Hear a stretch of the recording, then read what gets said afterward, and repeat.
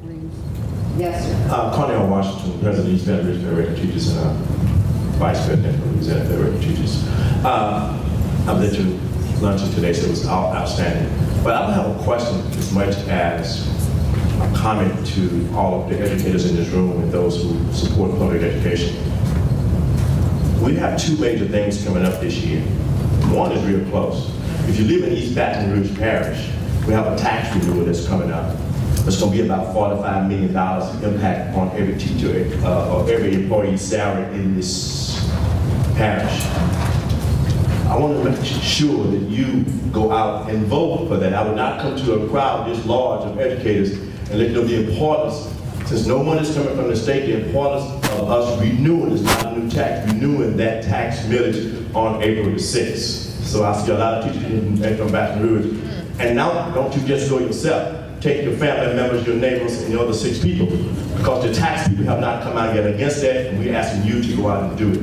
The second thing is, so often, teacher organizations, the association and the federation in the room, who we work real hard trying to fight for teachers.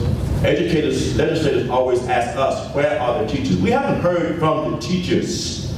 We hear from the leaders, but not the teachers. The young lady who just spoke behind me made an excellent comment. Everyone in this room who support public education, you need to talk to your legislator in your district. And one other thing, stop sending sorry legislators to the legislature and expect us to work with them. Stop voting for parties and start voting for policies of what they do. It's not about the them, and it's not about the R, it's about what they're doing to cut your throat.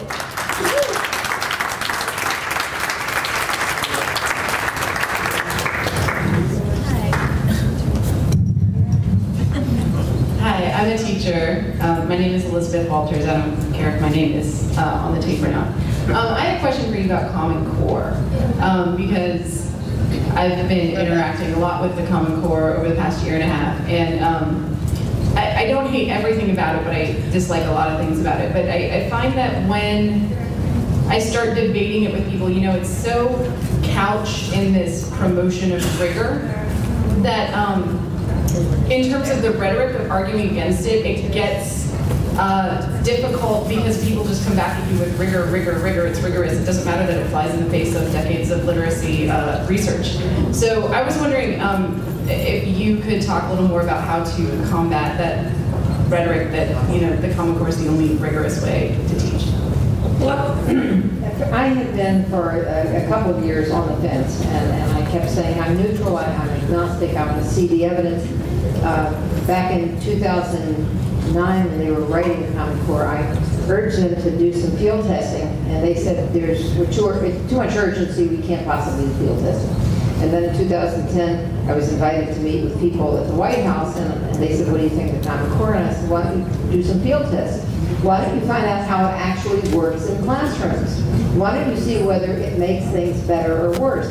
Why don't you see what the unintended consequences are? And they said, we're in a hurry, we can't wait for that. And my gravest concern about the Common Core is that it's going to widen the disparity between the kids who can get it and the kids who can't get it. Here's the deal with rigor. I mean, I used to use the word rigor, and a friend of mine pointed out to me that the most common use of rigor is rigor mortis. If you have children in your classroom and you have a foot race and you say, I want to see if you can jump over a 4-foot bar, and some of them will, and some of them won't, and they'll stumble. And then you say, well, how about if we raise it to 6 feet? How are you going to do? More kids are going to not be able to cross the bar. So they keep raising the bar, and they think that raising the bar will raise achievement. And this is typical politician think about education, which is the more you test, the higher the scores will go, which is ridiculous, because the more you teach, the more children learn. That's right. And the testing takes the time away from teaching. My concern with the Common Core is, first of all, I think the early grades are developmentally completely inappropriate.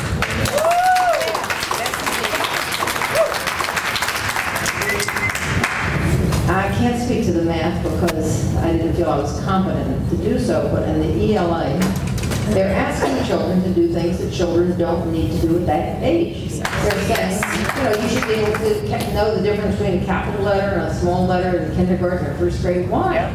Some kids don't even learn to read until second grade, so what? I mean, in Finland, they don't start teaching children until they're 7. But we're asking kids to do academic stuff in kindergarten. And now we're moving the testing back to pre-K. Why? Why are we going to start testing children in the womb? Yeah. And who will we blame? We can't blame teachers. But my concern about the Common Core is they didn't test it, they didn't want to test it, they have no idea what the consequences will be. And beyond that, what they do know about the Common Core is that the scores are going to go down everywhere. The first place where they've actually implemented and tested is Kentucky, and the scores dropped by 30%. And there are now people whom I don't trust, like Jeb Bush, saying, oh boy, this is so great, the scores are going to go down.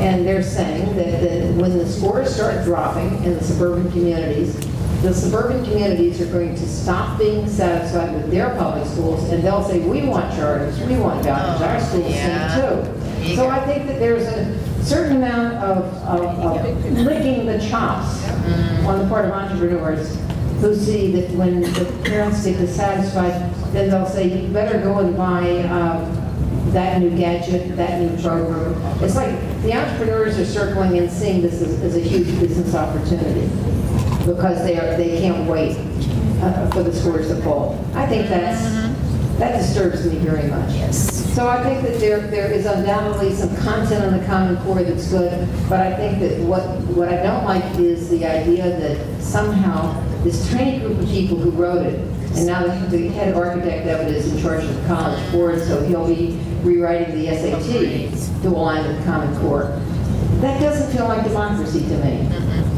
I think that there should be much more input by teachers. There should be teachers using in their classrooms and an opportunity to come back and say, this is wrong for 5-year-olds, it's wrong for this grade, it's too hard for this grade, it's too easy for that grade. There has to be that iterative process, or you cannot have these as national standards. So I wrote about 2 weeks ago, I wrote a blog saying why I cannot support the Common Core. But, it's moving forward like a train. So I always believe that trains have engineers, and when they're heading off a cliff, you stop them. Yep. Thank you. Perfect.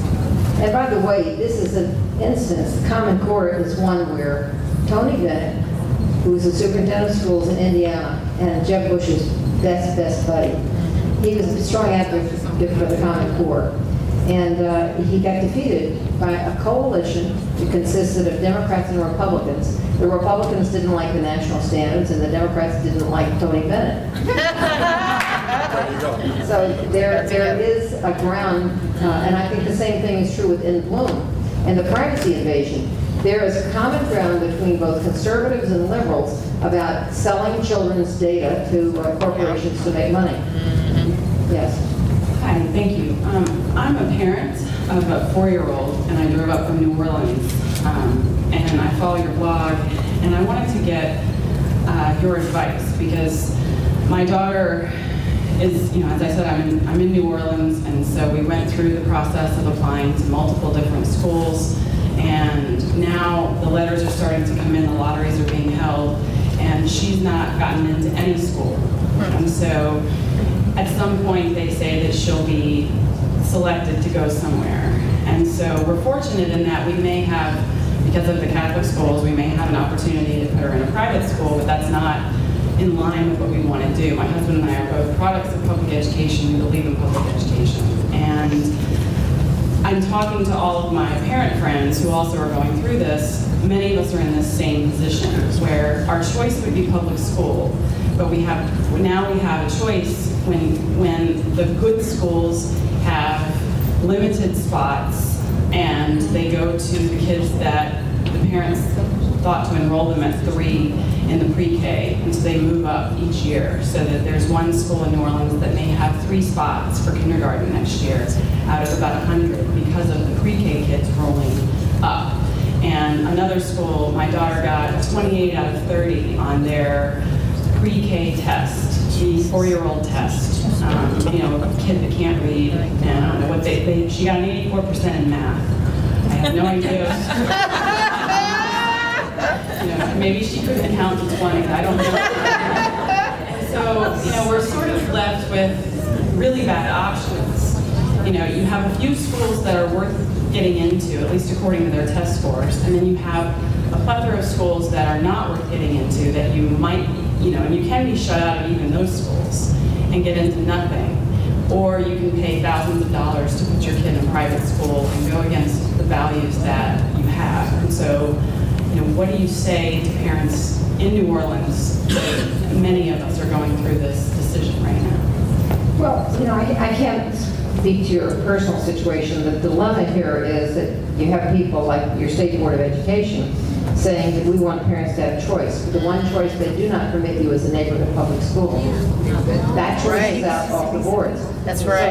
So you were given a choice among schools, some of which you want, many of which you don't want, and you are getting shafted by the system. The system is wrong. So, you know, speaking like from 10,000 feet up, I would say organize with other parents and organize with all those people in New Orleans who think this is wrong, and join them and get other people to join them. And there has to be a kind of, see, outside of Louisiana, there's this perception that New Orleans is absolutely utopia. Everything is great in New Orleans. New Orleans is a national model. And we get this in the national media again and again and again, that New Orleans is not the problem. Everybody loves the school they're in, and all the schools are successful. And the only way that is going to be broken, the spell is going to be broken, is when there are enough parents, especially parents, not teachers, because teachers will be accused of, you know, you're just looking out for your own self-interest. But when parents start saying, this system is broken, it doesn't work, how about giving us a good neighborhood public school? That would be good. That doesn't help you with your problem for September. So that you're going to have to figure out by yourself. Yeah. I too am a parent. I'm blessed in the sense that my boys are in high school. And so when I get angry about the plight of public education, I can say to myself, well, at least they're getting out. But I'm a lead parent with parents across America, and I try my best to juggle organizing parents in Baton Rouge specifically. But also another hat now, and that hat is I'm part of the Democratic Party leadership here. What I would like you to speak to, if you can, and Mr. Washington had spoken on it earlier, is I pulled the lever for Obama. I worked hard to get him reelected, but I'm not confused on the issue of education. I'm beyond disappointed. And if you could speak to the bipartisan support of,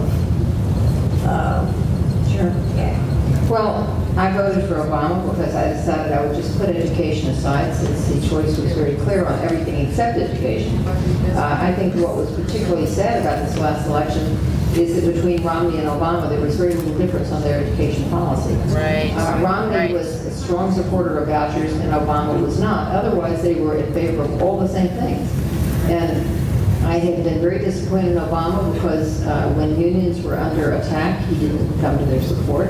In Madison, Wisconsin, when Scott Walker went to strip the collective bargaining rights from teachers specifically, I went there. I was speaking in Madison beginning of March of 2011, and Obama and Duncan went down to Miami, Florida to meet with Jeb Bush and to hail him as a champion of education reform.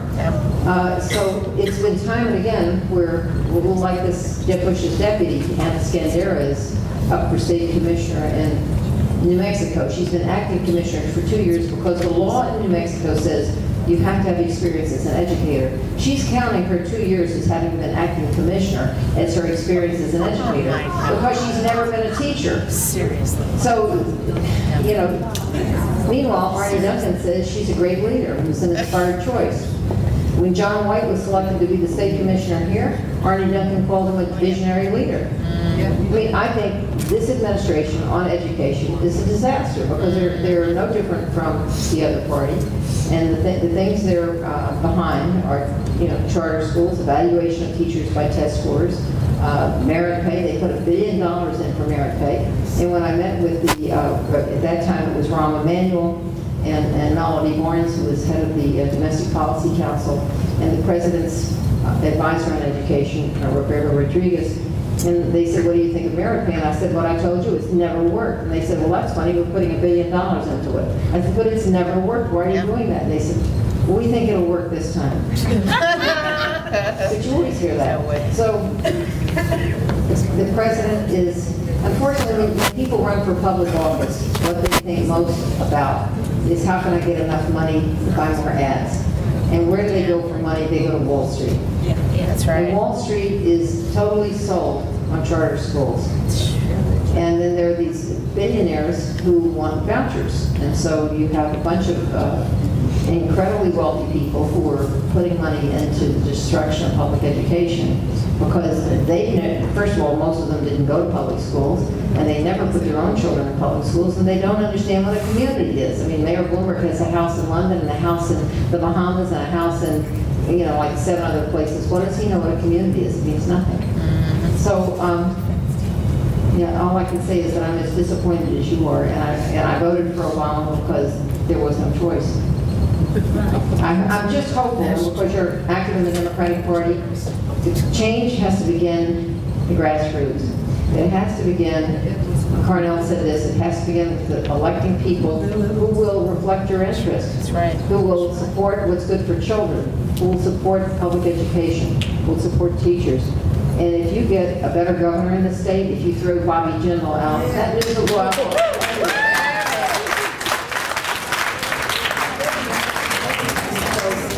You are not powerless. You must get organized and vote.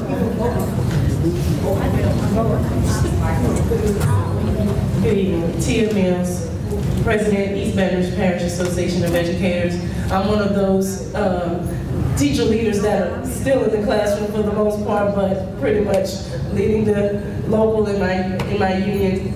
I have 2 points that I want to ask about.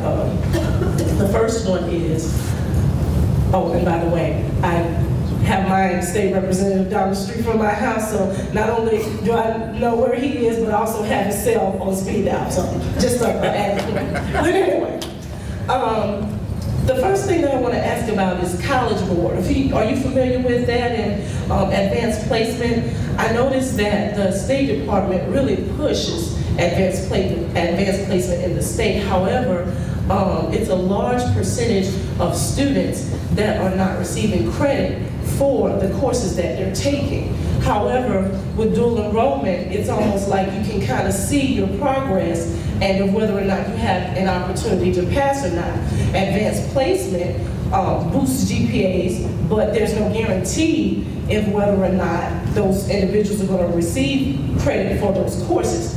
So in the state, the College Board doesn't have the data.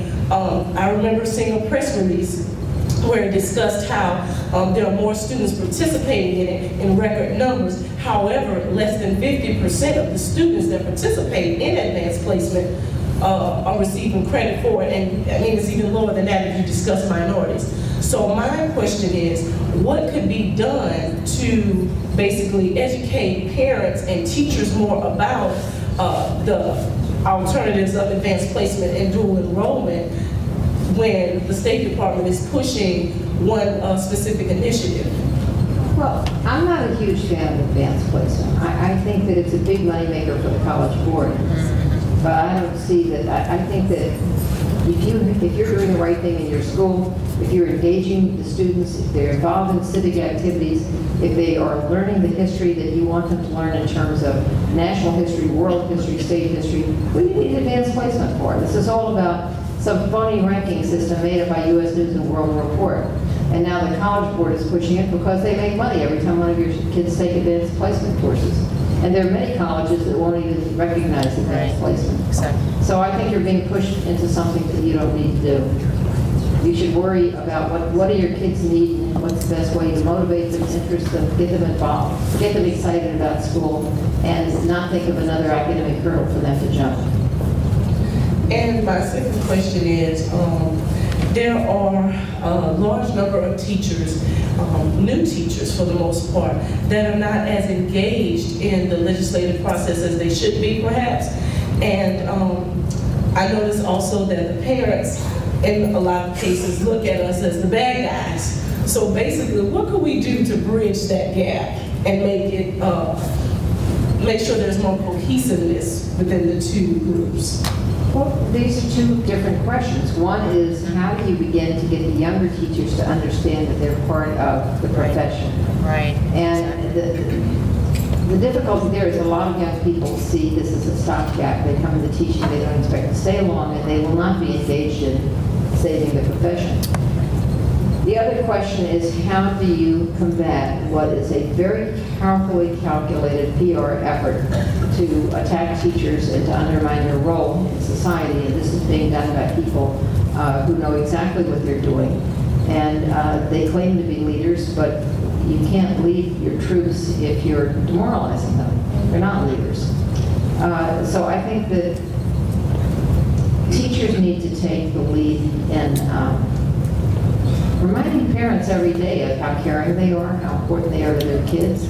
You are important. And the funny thing is that I don't think that parents actually share this negative view of teaching. There's a wonderful video, if you ever have a chance to download it from the internet or find it. It's called Brooklyn Castle.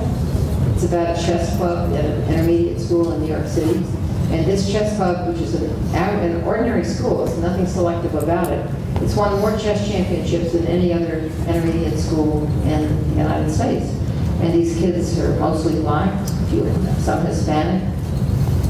There was one little white kid who had an ADD. And they're chess champions. They're amazing. Their teachers are amazing. So the kids were on the Jon Stewart show, or one of the kids, whose name is Pobo. He comes from Africa. He ran for student body president as Obama. And Pobo was on Jon Stewart's, and Jon Stewart says to him, well, how do you feel about your teachers? He said, I love my teachers. I love my teachers. And everyone in the room started applauding wildly. People really admire and respect teachers, and you can't listen to all this garbage that comes out of these phony reformers. People respect their teachers. They know what teachers have done for them. They wouldn't be, they know that they wouldn't be reading and writing and doing what they're doing without their teachers. So don't fall prey to the PR campaign to demonize you. Yes, because I was going to mention that there are a lot of parents that are plastered all over the news, and a lot of parents believe that when they see that. And well, mine, they don't, because I do. I basically demonstrate that every day, and I do have sincereness with my children, and I know that all teachers do. However, there are some, when they see that on television, they immediately reflect and like, okay, well, it has to be true because it's on TV. So that's pretty much why. This is why we have to teach critical thinking.